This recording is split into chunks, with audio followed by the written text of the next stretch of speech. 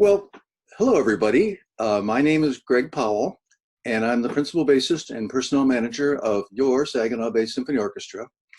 And I'm talking today with Bruce Bonnell, who is the principal hornist of the orchestra. And right up front, I have a question, Bruce. Do you play the French horn or the horn? Which is it? It depends on where you are. For our audience, it would certainly be French horn, which is what Americans have always called it. But around the world, it is just referred to as the horn. The International Horn Society likes to say horn. I'm happy with both. Whatever's comfortable with you. It's that big curly brassy thing that I blow raspberries into. Okay. When I prepare the program, the orchestra roster for the program, I always put horn. Right. So now we know. Should I be addressing you as Professor Bonnell? Um, I don't work at Hogwarts, so no. I no. I mean, I do. Obviously, my main teaching gig is at Central Michigan University, and I'm a professor there. But I like Bruce. That's what I'm comfortable with. My students call me Bruce, so let's go with Bruce. Wonderful. So, what was it about the horn that attracted you? What drew you to the horn?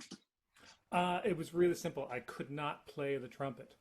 Um, my dad has a community band in my hometown of St. John's in Newfoundland in Canada, and he has a beginners program. And I went through it as a 9-year-old and did all the theory and started working. I wanted me to play trumpet, and I toiled away at it and toiled away at it, and I really struggled with gaining the high register on it, and I was small and it was very, very frustrating. And then when it got timed, as I sort of graduated out of the beginners program into the main band program, he took me aside and handed me a horn, and I've been a horn player ever since. Well, you may not know this about me, but I was supposed to be a horn player. Really? Really. My mother was first chair trumpet in her high school band in the late 30s, Hmm. which is very unusual for a girl in those Right. days. Right. And she loved playing her trumpet, and she had it. And they started instrumental music in the third grade, where I grew up in Ohio. And so I started playing her trumpet in the third grade. And the plan was that in seventh grade, I'd switch to the horn. Well, unfortunately, we had a total jerk of a band teacher in the sixth grade who just totally buzzed me off for playing any music at all. And I, after many tantrums, quit and stopped playing and promptly missed it. And because of the Beatles, got back to playing guitar, which ultimately led me to singing in the high school choir, which led me to the UMS Choral Union, which led me to the double bass. So there we are. Wow. Wow. Well, and we're all happy for that, for that decision. I'm very happy for that. So how did you learn to play the horn? What was your background in education? As I told you, I did my dad's community band all through middle school and high school. And then I went to Memorial University of Newfoundland, which is the university in St. John's, and studied music and music ed there.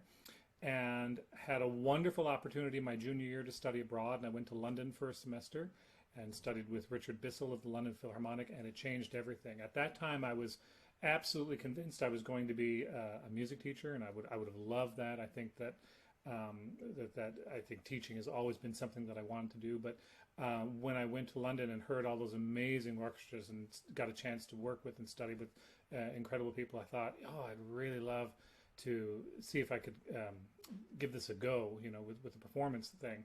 And so I went on and did a master's in performance at Northwestern, and got a job, much to my surprise, straight away, because it's hard to, as any professional musician would know, to get a gig, through auditions and that. There's quite often, more often than not, long periods of time in which you're auditioning and doing a lot of freelance work and things like that. And I went to the Hong Kong Philharmonic straight out of grad school and spent 3 years there and loved every minute of it. It was just an incredible joy, a wonderful orchestra to play with, sat with and played with some amazing people and incredible conductors, and then went on from there and have played in orchestra. I like playing in Southeast Asia because I did another 2 years in the Malaysian Philharmonic as well. And then when the job opened up at Central Michigan University in 2000, it was a good opportunity for my wife and I to relocate back to North America. And she also teaches at Central Michigan University. And here we are, 20 years later. and we're mighty glad to have you here. Well, So, do you recall when you first started playing with the Saginaw Bay Symphony Orchestra? yeah, the first time I played was as a substitute. I'm going to say it was around the year either 2001 or 2002 season with Leo Najar. And at that time, I could substitute once in a while because as a Canadian citizen, I didn't have the right work permission to play extended contracts with people. I could do one or two things as it worked out with the type of work visa that I had. And then in 2005, when I got my green card, the position opened up again permanently. And that's when Patrick Flynn was conductor and invited me to come and audition. And again, so it's been 15 years of consistent playing with the orchestra and a little bit of time off and on before that. Wonderful! Wow, how time flies Indeed. all the way back to Leo Najar, Yeah. who I remember fondly. Hmm. So, we were going to talk about where else you played, but you've covered that with Hong Kong and Malaysia, Yeah. and teaching at Central. Um, what do you have any favorite memorable moments with our orchestra? I enjoy every rehearsal, every concert with the orchestra because there's just this wonderful core group of people that are there that I look forward to seeing every time that every week that we come out for rehearsals. It's just a great joy to sit around them and within them and make wonderful music. What I like about the orchestra is that it has such a diversity of programming throughout the seasons. I mean, we do pops concerts, we do light classics, more sort of heavier classics as well. It's a wonderful mix. And even on the same program, you may see an incredible diversity of ideas and activities. Like, for example, the one we did recently, where we had the live painting going on during the performance and things like that. That I think that really appealed to the audience. That you typically don't see in most sort of button-up collar must go to the symphony kind of organizations. And I think a lot of professional symphonies are moving away from that model to something which is a little more inclusive to a broader audience. And I think that that's working really well. Saginaw's been doing that for a very, very long time. Long. Yeah, I think so. And one of my favorite actual moments involves my family members who came for one of our school concerts 3 or 4 years ago. We did a school concert that was about films and mostly John Williams music. And as part of the program, we put up behind the orchestra the screen, and we're showing slides, still shots from the films that we were playing the music from. And I think it was one of my first times that my daughter was actually coming out to a concert to listen to it, because we live in Mount Pleasant, so she doesn't travel to the concerts typically to hear me play. But she came out this afternoon for it. My wife was there, and it was fun. And they were listening to all this music that she knew from these wonderful films and that. And we got to the point where we were playing Star Wars, and the still shots were up for Star Wars, and the orchestra was playing. And one of our dear family members, my wife's uncle, is an actor in London, England, and he has a few small roles in these Star Wars films. And when we were playing Princess Leia's theme, which is the iconic horn solo, at that moment, the still shot that was up on the screen was a shot of Carrie Fisher as Princess Leia. But next to her in the shot, it was an incredible, unbelievable coincidence that they happened to choose this shot. But next to her in the shot was my wife's uncle in that one scene in Star Wars that she's there. And my wife and daughter turned to each other, and my wife pointed to the screen and said, "Clara, that's Uncle Burnell." And my daughter looked up at my mom and she said, "Mommy, that's Daddy," because she was listening to the music, and it was just one of those.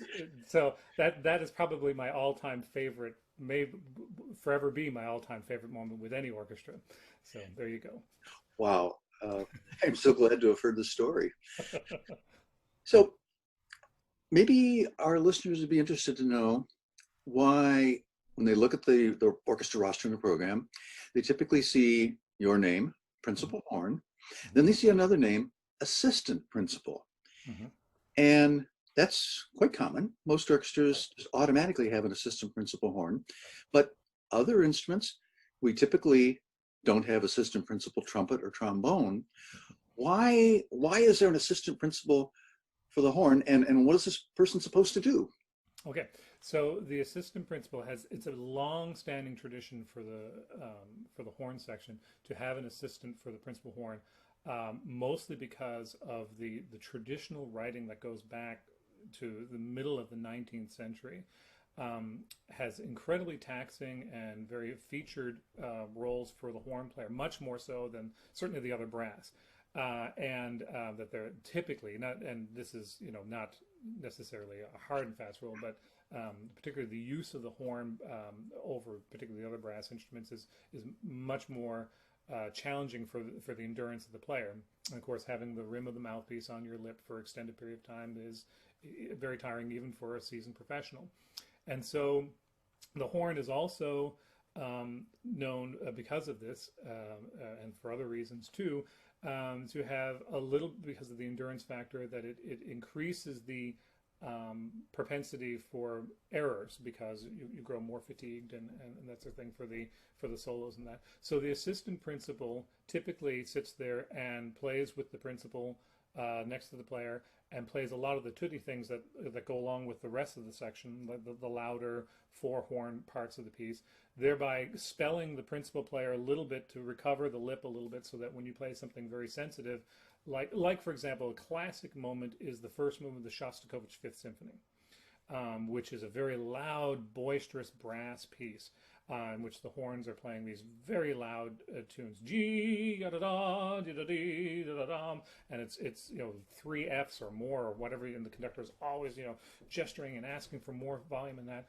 And then after all of that, at the very end of that symphony, there's this wonderful shutdown of the orchestra dynamically, and the horn, the first horn, has to play this incredibly delicate solo, and it goes up to this very, very high note. And if you're playing the entire piece without the assistant having to play all the tuttis, your lip is pretty, as the British would say, pretty knackered, very, very tired. You know, lack of blood flow and that sort of thing. So having the assistant cover for you on a lot of the loud tuttis allows the player to do their job much more effectively by having the resilience and the recovery of the lip available to do the very sensitive things when they're called upon. Because composers just go ahead and write and throw incredibly challenging things with lots of heavy playing, and then ask for the high solo at the end of Shostakovich Fifth Symphony, first movement. That's just one example of many situations which occur to that. So This is fascinating. I have enjoyed this chat immensely. I have learned so much. I know our public and our audience is going to learn a lot too. I am sure you feel the same as me. I can't wait to get back to the Temple Theater and play for our public. The rapport, the synergy between us and the people in the seats is magical. I And couldn't agree more. I am waiting for that Absolutely. moment. Thank you so much for your time, Bruce. Have Thank a you. great rest of the weekend, and I am looking forward to our first service together at the Temple Theater. Me too. Be well, be safe, stay inside, and stay fabulous. Sounds good. Thank you, Okay, Bruce. take care. All right, Bye-bye. bye-bye.